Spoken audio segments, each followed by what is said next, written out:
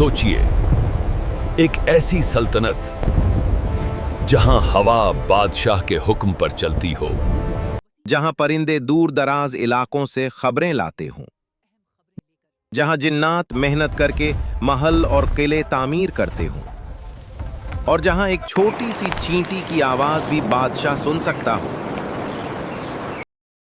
ये कोई कहानी या फेरी टेल नहीं, ये कुरान मजीद की एक हकीकत है।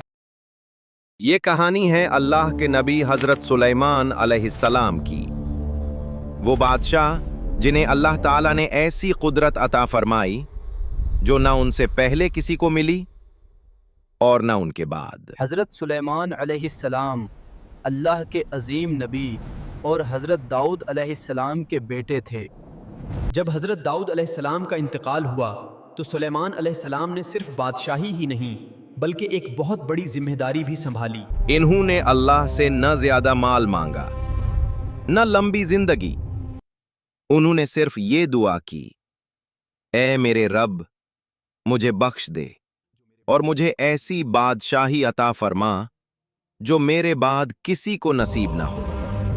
और अल्लाह ताला ने उनकी दुआ कबूल फरमा ली। अल्लाह ताला ने हुआ को हजरत सुलेमान अलैहिस्सलाम के हुक्म का पाबंद बना दिया। सोचिए, जिन फासलों को तय करने में महीने लगते थे, हजरत सुलेमान अलैहिस्सलाम उन्हें एक ही दिन में तय कर लेते थे। उनका तख्त हुआ के जरिए शहर से शहर, मुल्क से मुल्क सफर करता था। लेकिन यह कुदरत दिखावे के लिए नहीं थी।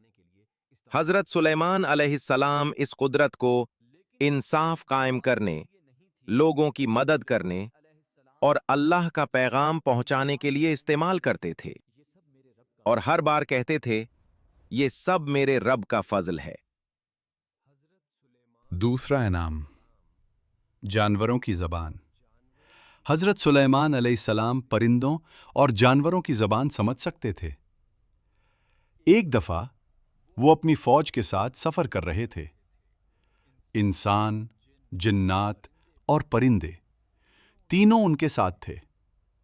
अचानक हज़रत सुलेमान अलैहिस्सलाम ने अपनी पूरी फ़ौज को रोक दिया। क्यों? क्योंकि उन्होंने एक छोटी सी चींटी की आवाज़ सुनी। चींटी कह रही थी, ऐ चींटियों, अपने बुलों में चली जाओ, कहीं सुलेमान और उनकी फौज तुम्हें कचल ना दे और उन्हें पता भी ना चले। ये सुनकर हजरत सुलेमान अलैहिस्सलाम हंसे नहीं, गुरूर नहीं किया, बल्कि मुस्कुराए और कहा, ऐ मेरे रब, मुझे तौफीक दे कि मैं तेरी और अपने वालिदैन पर की गई नेमतों का शुक्र अदा करता रहूं और ऐसे काम करूं जो तुझे पसंद हों। सोचिए, दुनिया का सबसे ताकतवर बादशाह एक चींटी की बात पर अल्लाह के आगे झुक जाता है। तीसरा इनाम, जन्नात पर हुक्म। हजरत सुलेमान अलैहिस्सलाम को जन्नात पर भी मुकम्मल हुक्म हासिल था। जन्नात महल बनाते, समुंदर में गौते लगाते, कीमती मोती और खजाने निकालते और मुश्किल से मुश्किल काम सरअंजाम देते। लेकिन ये सब कुछ अल्लाह के हुक्म से था। और जब हजरत सुलेमान अलैहिस्सलाम का इंतकाल हुआ तो जन्नात को उसका इल्म भी नहीं हुआ। वो लाठी के सहारे खड़े थे और जन्नात काम करते रहे। महीनों बाद जब दीमक ने लाठी को खा लिया और जिस्म जमीन पर गिर गया, तब जन्नात को पता चला कि नबी वफात पा चुके हैं। अल्लाह ताला ने ये सब इसलिए दिखाया ताकि दुनिया जान ले कि जन्नात गैब का इल्म नहीं रखते और गैब का इल्म सिर्फ अल्लाह के पास है। शीबा की रानी का वाकया। एक दिन हजरत सुलेमान अलैहिस्सलाम परिंदों का जायजा ले रहे थे। उन्होंने देखा कि हुदहुद परिंदा गैर हाजिर है। उन्होंने फरमाया, अगर ये बगैर वजह गैर हाजिर हुआ तो उसे सख्त सजा दी जाएगी। कुछ देर बाद हुदहुद वापस आया और अर्ज किया, मैं एक ऐसी कौम से आ रहा हूं जहां एक औरत हुक्मरानी करती है। उसका तख्त बहुत अजीम है, लेकिन वो और उसकी कौम सूरज की इबादत करती है। हजरत सुलेमान अलैहिस्सलाम ने जंग नहीं की, उन्होंने पहले दावत दी। उन्होंने एक खत लिखा, बिस्मिल्लाहिर्रहमानिर्रहीम, मेरे मुकाबले में सरकशी न करो और अल्लाह के फर्माबरदार बनकर आ जाओ।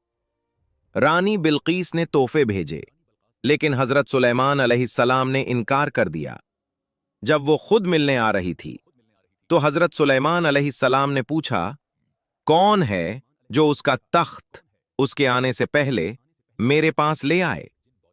एक जिन ने कहा, मैं ला दूंगा।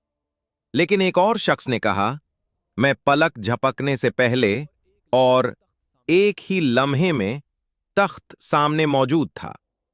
हजरत सुलेमान अलैहिस्सलाम ने फरमाया, ये मेरे रब का फजल है, ताकि मुझे आजमाया जाए कि मैं शुक्र करता हूं या नाशुक्री।